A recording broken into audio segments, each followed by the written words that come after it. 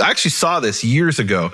I was at Mount Scopus in the archaeology library, and there was this guy who would just sit there day after day after day after day, as many of us did, reading. And one day he gets up and he shouts, "Eureka! I found it!"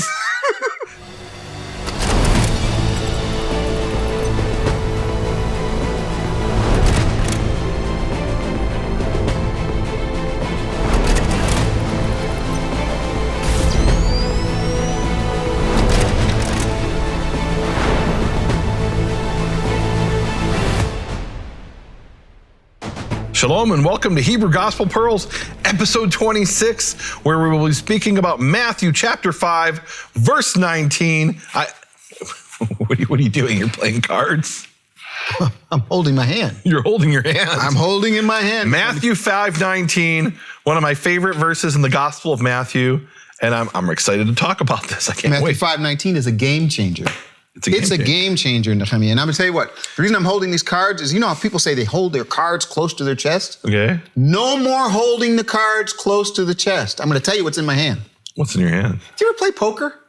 Not really. Have you never played poker or anything? Have you 5 cards? I think when I was a kid, but I didn't really understand the rules. Let me tell you this. What do you think's the best hand you could get out of 5 cards? Like a royal flush? That's pretty darn good. Maybe. Is there something better? I'll tell you what I have in my hand. What's that? King high, first of all. Okay. And 4 aces. Is that the highest? Yeah. I mean, this is like huge.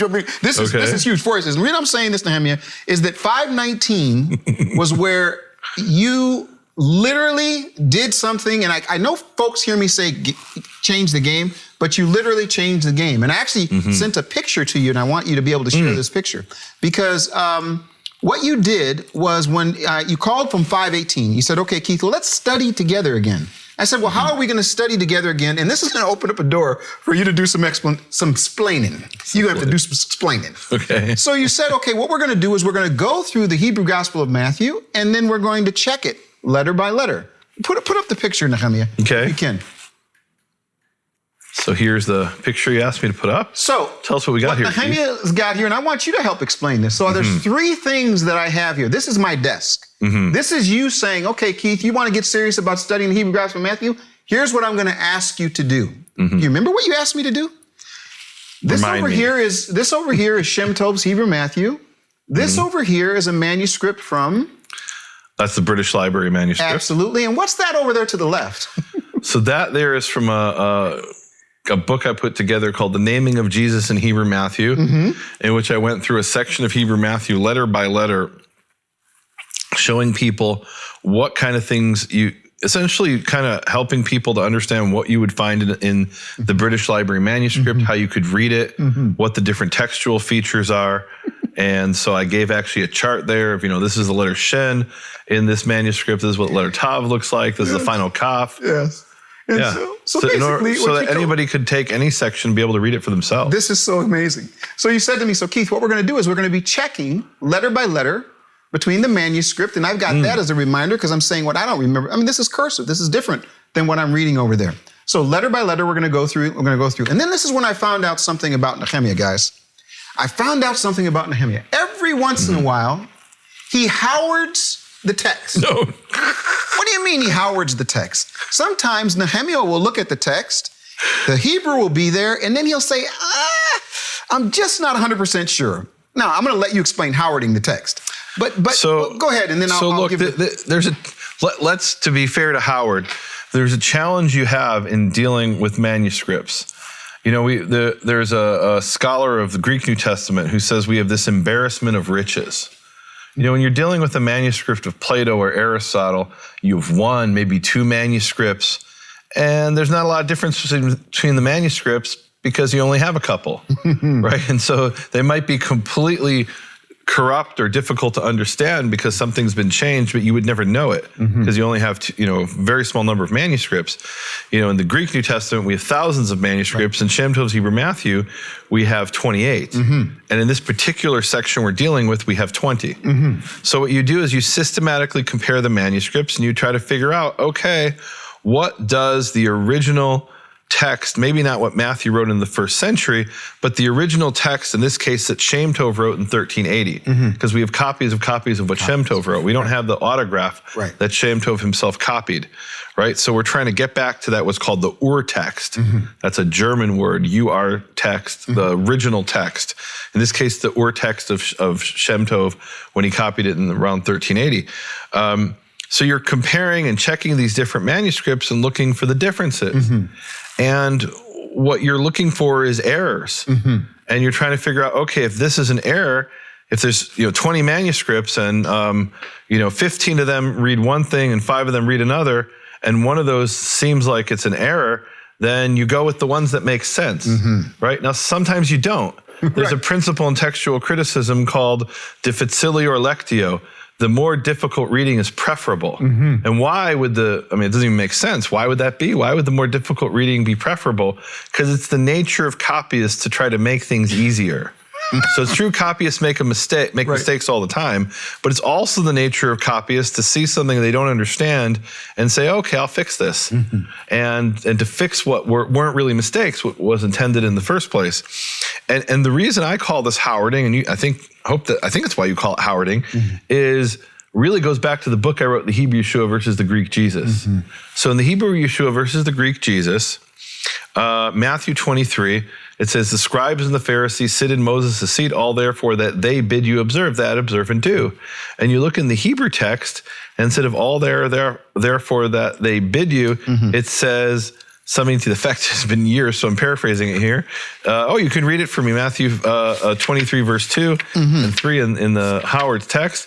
But in the Hebrew, it says, Kol asher yomar lachem, all that he says to you, diligently do. And what Howard naturally does is he says to you, who's the he? Obviously, this is a mistake, and it's supposed to be all that they say to you. And indeed, many manuscripts have they say to you. So he fixes it. Why does he fix it? Because the other version makes no sense to him. It sounds like gibberish. And if it's gibberish, you got to, that happens in manuscripts. There's a mistake. Fix the mistake. We call that Howarding the text. So Nehemia. So here we have Howard. On the left side, we've got Hebrew. Yeah. On the right side, we have English. This is where he Howards it. On the left, sometimes it's right there. So in the Hebrew on the left, it says all that yomar, that he says. Yes. And on the right, it says they in parentheses. Now, here's the beautiful thing about that example. So I have a testimony from a gentleman named Ross Nichols, who went to a conference where he heard Professor Howard speak. And Howard spoke about this passage. And Nichols raised his hand and he said, well, he says, and this is before I even heard of Shem Tov's Hebrew Matthew or this whole issue of Matthew 23. This was years before that. He says, well, Professor Howard, but what if it is he says, referring to Moses? And Howard said, I never thought of that. Okay. So because he never thought of it, he fixed he fixed the text, air quotes, fixed, thereby he corrected it, right? So this is interesting. We talk about the difficult version is preferable sometimes. Right. The difficult reading is preferable. And that's because something scribes in the Middle Ages had a tendency to do, which was fix the text, i.e. change it to fit their preconceptions and understanding. Well, modern scholars do that too. And we've called that Howarding the text. And now I think Keith is about to expose me.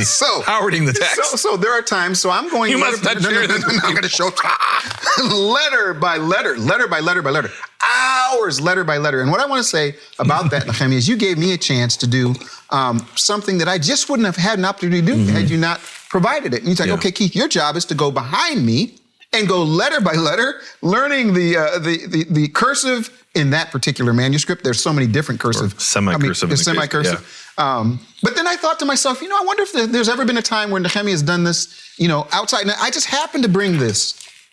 This is the Gospel of Matthew according to the primitive Hebrew text. If you haven't watched episode 22 or 23, we talked about this. This was the first thing that Nehemia sent me. And so in preparation for episode 19, I opened this up just for fun. And to put it in context, I sent you that what? sometime in the early 2000s. Oh, it was a long time ago. So I thought to myself, I wonder if there's ever an example where the scribe, Nehemia, Howard, whoever would actually do like a note or anything. And so it's now time for us to go to episode. This is happening in real time, folks. We are at episode number 20. What? What are we on? What is this episode 20? 26. 26. And we're reading from Matthew 5:19, which was a game changer for me. What page is this? This is page number 19. Can you tell me there's some writing over the top of this, Nehemia? I don't know. We'll be able to show So this. here's what I did. Okay. I was at the Mount Scopus Library in Jerusalem, and I took Shem Tov's, I took this book of Howard, the Gospel of Matthew Koiner Primitive Hebrew Text, went down to the basement, photocopied the whole thing. Then made a second copy. Later, I made a second copy for you, but initially I had my own copy. And as I was reading through my own copy, I came to Matthew 5:19. And I saw this word, Aleph Lamed Mem Dalet, Elamed, that I teach, Asher Elamed, that I teach. And I said, well, that doesn't make any sense. And I wrote in pencil, R dot, which means read, read it, Ve'yelamed, and he will teach. Okay, folks. So I corrected the text because the text didn't make any sense at the time. So there were times. And then I sent you a photocopy, including my correction. And I found it. So there are times when we were going through this where we'd say, is this a Howard issue? Now, Nehemia, we're now going to 5:19. Yes, I Howarded the text. Matthew chapter 5, verse 19. This is the beauty of having people looking at what you've always said is, let's look at the source. Matthew 5:19, folks, really was a game changer because Matthew 5:19, there's a word that potentially could be different, interpreted differently. I don't want to go into great depth, Nehemia, but the second thing that you did that changed the game is after we went through that whole process, you said, in order for us to send this manuscript to a vowel pointer in Israel, one of the best, we need to make sure that we have it right. And we even found some things that he did. I think they're even in this verse. Oh, boy. So Nehemia, can you just explain just a little bit before we get into this, why it was that you said we should have this vowel pointed? Can you just help people with that? So, first of all, I want to make this accessible to as wide an audience as possible. There it is. There it is. What I could do is say, okay, there's 28 manuscripts. Go and learn to read a half a dozen different types of scripts, Right. And you'll be able to read these yourself, and you don't need me. But the average person, can't do that, or if you could do it, not the average person, even the scholars would say, I don't have time to do that. So I wanted to make it as accessible as possible. And so putting vowels in the text makes it possible for somebody with rudimentary knowledge of Hebrew to be able to read it and to understand it a lot better than if you don't have any vowels. Now, when you put in vowels, you're also interpreting things. And that's big. Right. Now, sometimes there's only one way to read things, but other times there's multiple ways, multiple potentialities with how you put the vowels in. And what I wanted to do is put those vowels in, show people, okay, here's one way to read it based on these manuscripts. And ultimately what I want to do is have it so that people can read it from any manuscript. There you go. Right? In other words, there are technologies out there that we're still exploring where you could say, you know what, I want to see what manuscript C says and have that text with full vowels. I want to see manuscript F, click a button, have that with full vowels. I want to see manuscript C compared to manuscript F. And dynamically, this software can then now we don't have that software yet. We're working with some people to try to apply that to Shem Tov's Hebrew Matthew.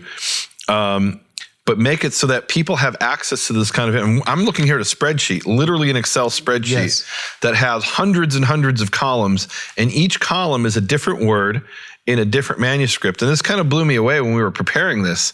We were originally talking about doing all of chapter 5, beginning in verse 13 through the end. And I said, Keith, this is over 10,000 data points. Yeah. Right? There's X number of words times 20 manuscripts, and starting in verse 27, there's more than 20 manuscripts. This is over 10,000 data points. This is going to take a little bit longer than we anticipated. And so we kind of took a smaller section and did it in more detail. But so the purpose of the vowels for me is, number one, make it accessible, and number two, to provide people with the different understandings of different ways to read it. Because sometimes, and this is what happened initially when I made that Howard correction in the text, I Howarded the text because I read the text as it appeared with my preconceptions of what I thought it should say, and it made zero sense to me. Good. So I said, this has to be an error, and I corrected it. Now, maybe it is an error, my correction was right, but what I want to do is say, okay, here's the text we have. What does it mean based on the way it's written? You know, this was actually a profound experience I had when I was studying at Hebrew University.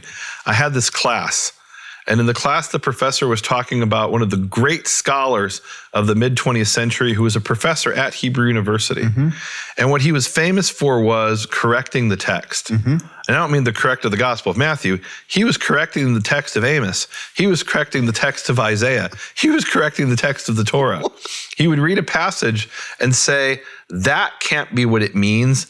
And he would modify the text to fit his understanding of what it should mean. This type of correction is called an emendation. And that's a technical term in textual criticism. Emendation doesn't just mean you amended the text. It means you changed the text based on conjecture. Conjecture meaning you don't have a manuscript that says that, but that's what you think the text should say. So I'm studying in this class during my master's degree in Hebrew University, and we're talking about this Professor Tur Sinai, who was famous for changing the text. And he says, what do we have that Professor Tur Sinai didn't have? And everyone's trying to say, oh, we have the Vatican manuscript. Another person says, no, we've got the Paris manuscript. Well, now we've got the Aleppo Codex. And the professor said, no, what we have is the text the way it was written. And what Tur Sinai had was a text of his own creation. And that really struck me to my core. And I made a decision that whenever I was dealing with the text, I wanted to deal with the text as it's come down to us. Now, there are situations where you have no choice but to insert emendations. Where, in other words, a change based on a conjecture, or a change based on an actual manuscript, which is always preferable, right? Therefore, when it's based on a manuscript, it's not your conjecture, it's based on evidence, right? But even then, you have to consider all the evidence and say, all right, some manuscripts have this, some have that, and what is your reason for accepting A versus B? Well, I accept B because B makes more sense to me. Well, what does A mean? Does it have a meaning at all, or is it just gibberish? And look, sometimes it's gibberish, right? And you have no choice but to amend the text or to go with the readings of one manuscript over the other. So I'm going to give you just the two cards. First card, Nehemia says, Keith, I'm going to let you be my assistant editor of the Hebrew Matthew project. That's king high. Second thing, Nehemia says, we're going to get this vowel pointed. That's my first ace. Okay. Now, let's start talking about 519. I want you to read it in English. I want you to read it in Hebrew and read it in English. And then let's get into why you make certain decisions. Now, you mentioned about our vowel pointer. Yes. And we actually dug up the email. I have a screenshot here of the email that I don't know if I should show the screenshot, but at least I'll read it. No, I'm going to show the screenshot. So this is from and this guy is a brilliant scholar. And one of the things I said to him on March 28th, 2017 at 12:48 p.m. Wait, it was 2017, right? Yeah. Okay, go ahead. I said, I said, by the way, do not change the consonants. Your job is to put in vowels. Do not change the consonants. Even if you find mistakes. Because that is what was in the manuscript that I copied from. And I bring him an example where it makes zero sense in the text. I should say zero, but it makes very little sense. And I said, obviously it should be read this other way, but I want to represent the consonantal text exactly as it was in the appears in the manuscript, as the manuscript that I found. So, we have very specific instructions. Very specific. Do not change the vowel. The consonants only put in vowels. 95% of what he did, perfecto. Perfecto. Couple percentage, he Howarded it. Some of the places, he didn't even Howard it. No, he didn't Howard it. At least Howard is saying, look, this text doesn't make sense. I've got to change it based on my own conjecture or based on other manuscripts that I have. What our language editor did, who put in the vowels, is he said, well, look, and maybe he even did this subconsciously. He said to himself, I think, Well, the Academy of the Hebrew Language has established a certain set of rules for how to write a Hebrew text that has vowels in it, and it's supposed to be written a different way when there's no vowels in it. That's a standard that's established by the Academy of the Hebrew Language. And there were cases where he changed the consonants of the text because he said, there's vowels here, we don't need this extra yud. There's vowels here, we don't need this extra vav. Well, the vav isn't extra. It's in the manuscript. You've got to represent it. Right. Because, I mean, that was your instructions. Right. And I think probably on an unconscious level, he did that. He made it fit not just his preconceptions, but the set of rules that he'd been trained in. And he's one of the top people in the world to point according to these rules. But for our purposes, it was, and look, I mean, he did this over a period of some significant amount of time. Maybe he didn't remember what I wrote in an email in 2017, right? And so he's like, okay, I see there's an extra yud here. Let me take that out and put in the vowel, the extra vav. But what's amazing, I'll put in a kubus instead of a shuruk, and we're able to find out where those things were done. Right. Now we read 519. Okay, and we found the original file that we sent him, because at first we were like, well, maybe we did this. Maybe Nehemia miscopied it. Yeah. And we found the file we sent him in the email in from 2017, and we proved definitively that he was the one who changed our text. Yeah. So the text is going to have to go through some changes, revisions to fix it. Yep. All right. So Matthew chapter 5, verse 19. Can I read the NASB before you do it? Absolutely. The NASB says, therefore, whoever nullifies one of the least of these commandments and teaches others to do the same, italics, to do the same, shall be called least in the kingdom of heaven. But whoever keeps and teaches them, italics, he shall be called great in the kingdom of heaven. Howard, verse 19. He who shall transgress one word of these commandments, parentheses, and shall teach, close parentheses, others, shall be called a vain person, parentheses, in the kingdom of heaven. But whoever upholds and teaches them shall be called great in the kingdom of heaven. That's Howard. And parentheses in Howard means that's not what's in the Hebrew text on the other side of his page. It's generally based on readings from other manuscripts that he has in the notes in the lower part of the page in the Hebrew. Okay, or it's what he thinks it should say. Right. So 19. And this is based on a comparison of the 20 surviving manuscripts. This is good. And let's see, is it actually 20 for this particular verse? Let me just see here. I don't remember. Yeah, it's exactly 20 manuscripts. ואשר יעבור מאמר אחד מהמצוות אלה, או ממצוות אלה, and then here we have two major different versions. I'll read each of them. אשר אלמד אחרים, or אחרים, כן הבל יקרא מלכות שמיים, or יקרא מלכות שמיים, במלכות שמיים, והמקיים והמלמד גדול יקרא במלכות שמיים. All right, so there's a lot of, we went through whole verses where there was no difference between any of the manuscripts. This one's golden with it. Here there are huge differences. Here we have a subfamily, which is 5 manuscripts, which the main one is manuscript, the British Library manuscript, the one that Howard used as his base text. And why is that the main manuscript? Really just because Howard used it, right? I would actually argue that manuscript V is more important than Z. So we have 5 manuscripts that are part of a subfamily. All of those manuscripts are part of family B, but within family B is the subfamily. And 4 of these manuscripts have a very interesting characteristic. And that characteristic is they don't have the complete Gospel of Matthew. They all end in Matthew chapter 23. I believe it's verse 22. And now if one manuscript ends in Matthew 23, 22, okay, I'm sure the rest of it was there. Right. And the rat came and ate those pages, or bookworms came and ate those pages, or they got wet, they fell off. And that happens all the time. What are you missing in many of your books? Those who still have print books, the beginning of the book and the end of the book, right? It's very, very common, and extremely common with manuscripts where you had literally bookworms that would come and eat parts of it, and you had mold and all kinds of things, and you'd lose pages. So if one manuscript's missing the rest of Matthew after chapter 20, the end of 23 and the rest of the gospel, okay, it was a worm or something like that, or mold or water damage.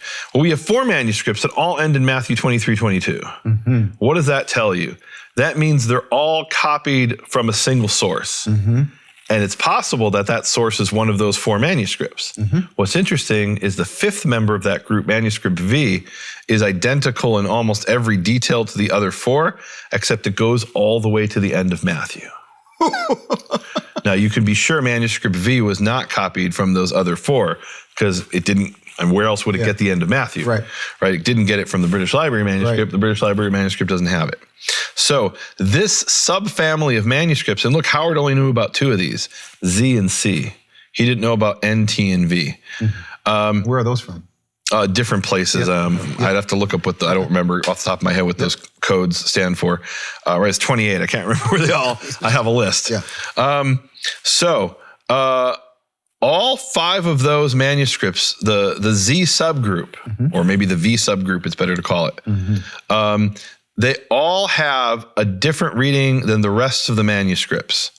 All of the other manuscripts have, let's see, it's he who violates one word from these commandments. So everybody agrees on that so far, right? That's essentially identical in all the manuscripts. You know you didn't give us the English of your Hebrew.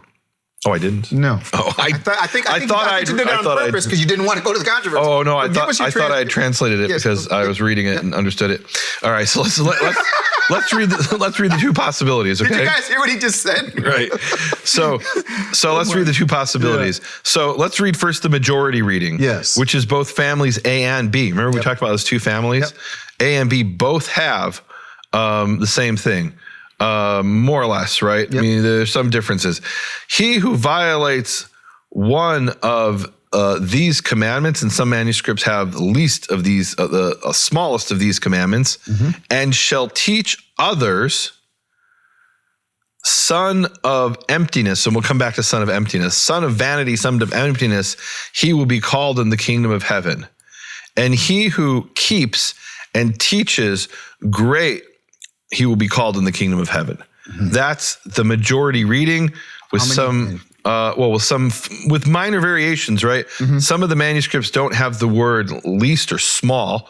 They just have one of these, one of these, the saying of one of these commandments. Some of them have the small saying of these commandments, right? It's a slight difference. But other than that, that is the reading you're going to find in 15 of the manuscripts. Okay. What's interesting, by the way, mentioning our vocalizer. So the word for these, this is a very trivial point, right? But the word for these in the manuscripts is elu, aleph, lamed, vav. He changed it to aleph, lamed, he, ela.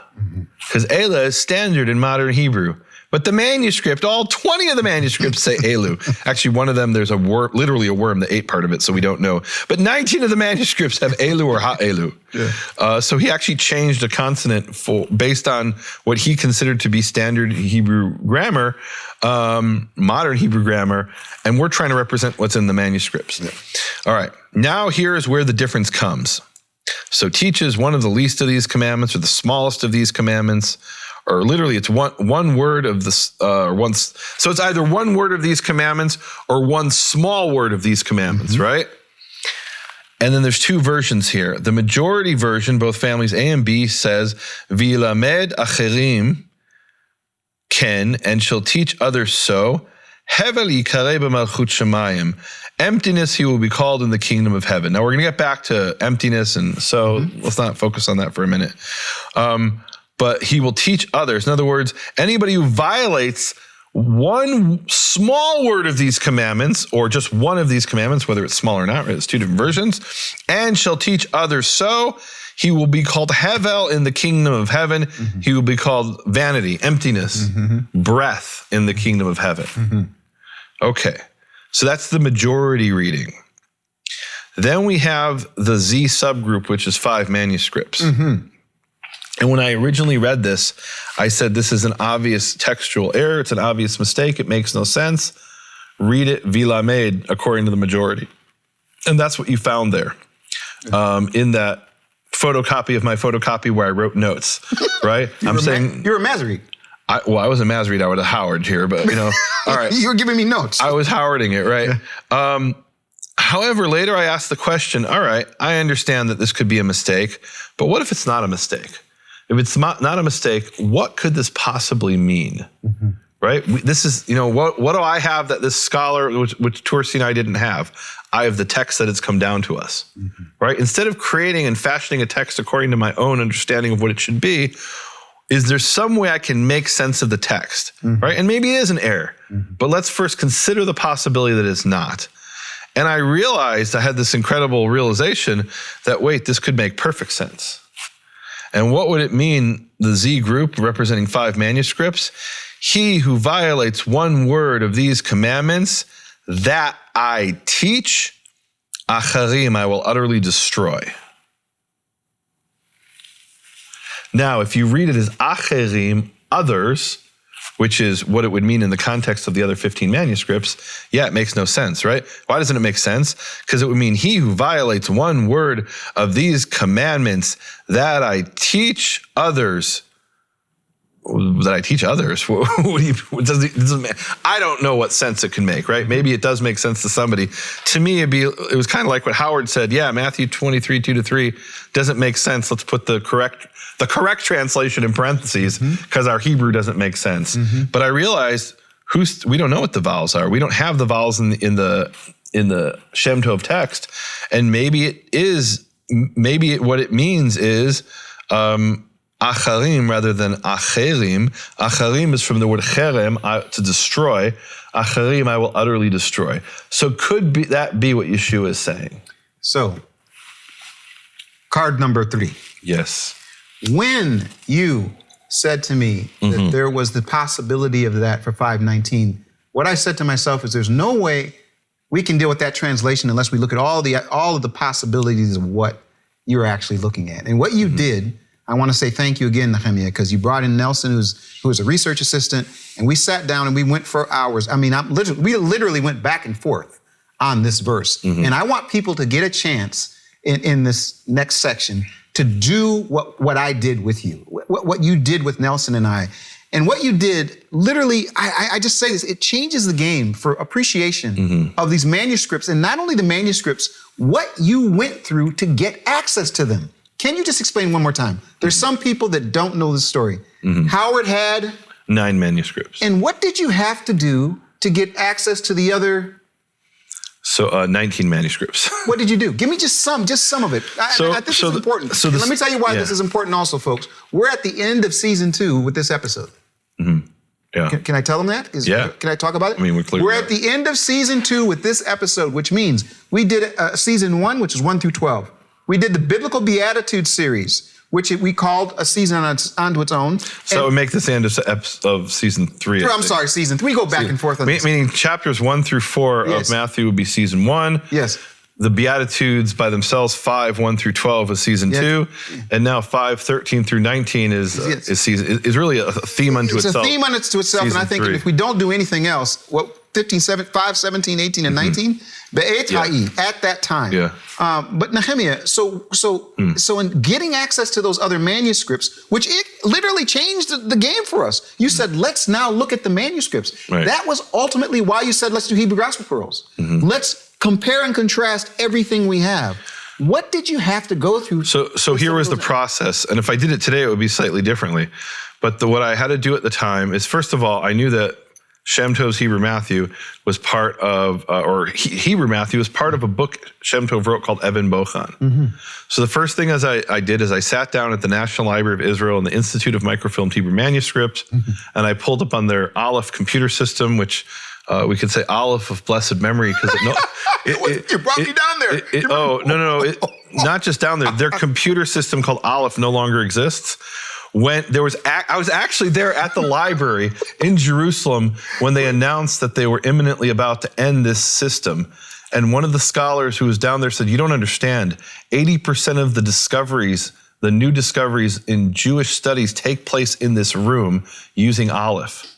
And we've had this system for decades. If you abolish the Aleph system, we won't be able to continue doing research. And there was actually a protest. Get out of here. And I was part of this protest saying, you guys can't do this. You can't abolish the Aleph database. And the reason, it was incredible. Here's a great story, Keith. My sister, Ayala, who lives in Modi'in, Israel, invited me to Shabbat lunch at her house with her family. She's an Orthodox Jew. And she invited these other folks because they had heard I'm a Karaite and they wanted to meet a Karaite. So we're sitting down at Shabbat lunch, and her friend, who's a woman about her age, says, she's there with her husband, and this woman says, I was at the National Library of Israel at the basement in the Institute of Microfilm Hebrew Manuscript, and these scholars were protesting. And I said, I was there, and I was one of the leaders of the protest.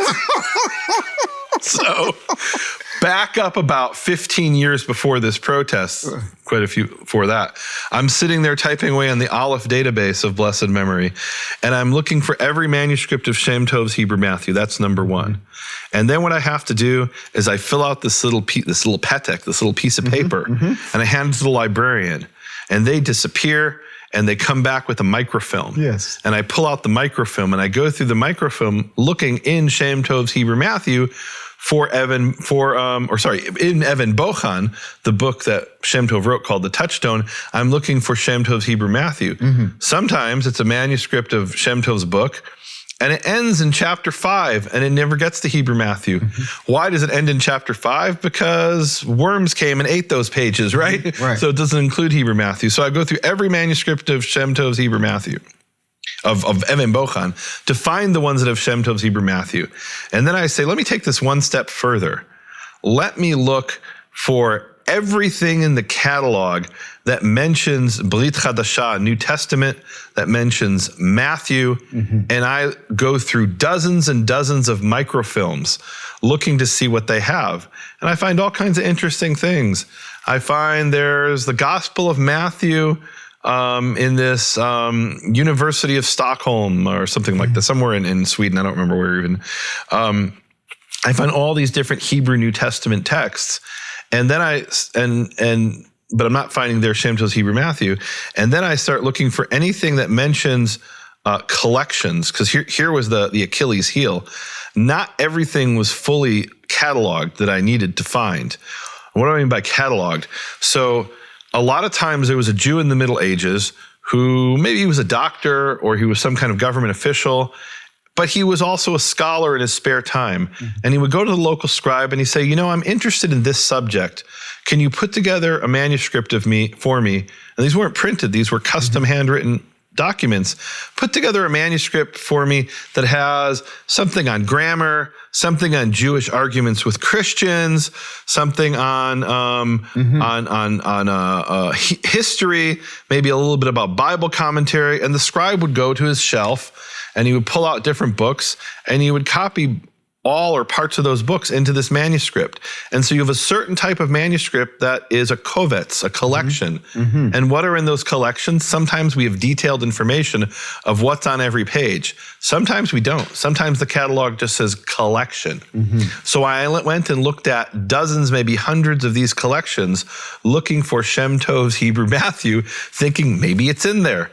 And I found some. Wow. And that's how I ended up with 28 manuscripts. Wow. Once I had those manuscripts, first I had them in microfilm, and then I had to get permission to image them, let's put it that way.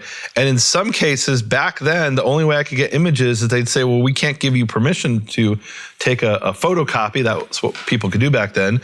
Because when we, the Institute of Microfilmed Hebrew Manuscripts, we traveled to the Vatican, and they said, yeah, you can photograph our manuscripts, but only if you agree not to let anybody make copies of them. If they want copies, they should contact us and pay us money.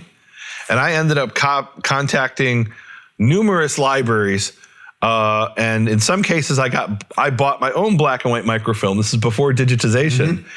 And I actually, as we were doing the study, in the middle of the study, I said, wait a minute, I think I still have some of these microfilms.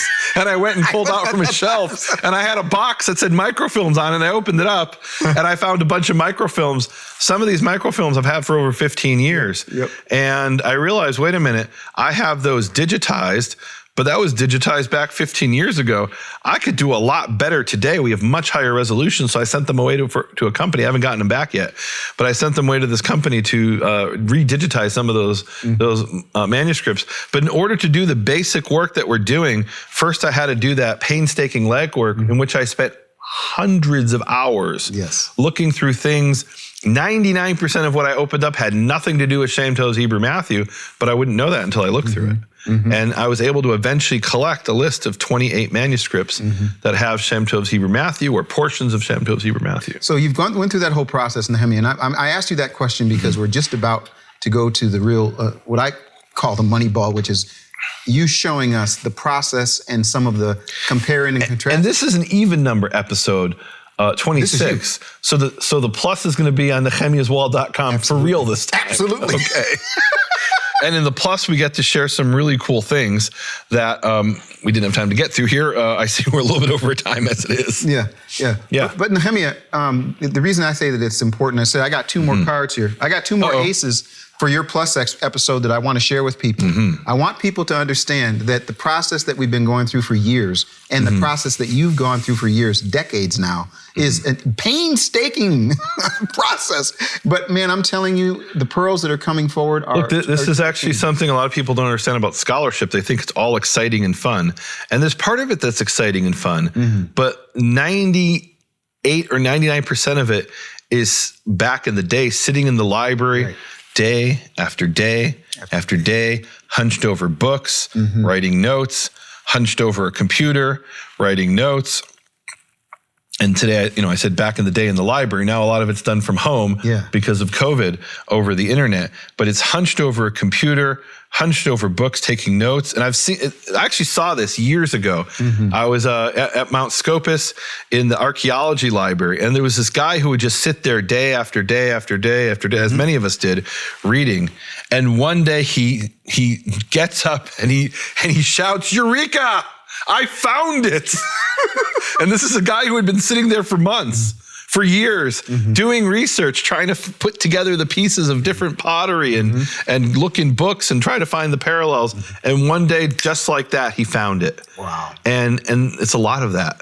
It's a lot of you're sifting through mass amounts of data, looking for those pearls. Now, I want to ask a question before we switch to the plus. I asked this question as I was going through this. Do you adhere to the words of Yeshua? I'm not talking to you. I'm talking to our audience. Do you adhere to the words of Yeshua? Or do you adhere to what people say about Yeshua? What I am excited about with Hebrew Gospel Pearls, working with my friend, Nehemia Gordon, scholar of scholars, is that we're looking at what potentially could happen by looking at the Greek, to be clear, looking at the English, looking at the Hebrew, finding the Latin and everything else, and asking the question, potentially, what does it mean? This next verse stopped me in my tracks. If you have not done any plus episodes, if you're only going to do one, please go to Nehemia's Wall for this plus episode. This stopped me in my tracks so much, Nehemia, it stopped me from what I remember was 16, 17, 18, 19, 20, 20, 5.5 years. I got stopped in my tracks on the Red Letter series until we could do what you and I and Nelson did. And I'm telling you right now, it literally changes the game for me. So you introduce what happens next, and so we can get to the... All right, let's pray here. Yehovah, Father in heaven, give us the wisdom as we go forward into this plus episode to share these incredible pearls that you've given us the opportunity and the means and the techniques, the tools to uncover and share with the people. Yehovah, I want to thank all the people who supported my ministry, nehemiaswall.com, McCore Hebrew Foundation, who have supported Keith and BFAinternational.com, because without them, we couldn't have done this. Without them, we wouldn't have the resources to do this, the time to do this, the ability to do this, the infrastructure to do this. Thank you so much, Yehovah, for those people who are our partners, who are sharing in this ministry with us, who are standing with me on the wall and standing with Keith, building the foundations. This is such a great blessing to us, and through this, may we bless many people. I know I've certainly been profoundly blessed. Amen. And Father, I want to thank you so much for the process, the painstakingly difficult. Sometimes I've been so impatient. Sometimes I've been frustrated. I've wanted to force the issue, but in your good time, you have given us this opportunity. Even through the circumstances taking place over the last year and a half, Nehemia and I have been able to dig down, slow down, take a second, third, fourth, fifth, sixth look, seventh look at some of these things. And it's just humbling that you've given me the opportunity to study with Nehemia, and now our study partners that will go with us into the Plus episode. These are study partners that we pray, Father, that you will motivate them, give them focus, that we could all study together. In your name, amen. Amen.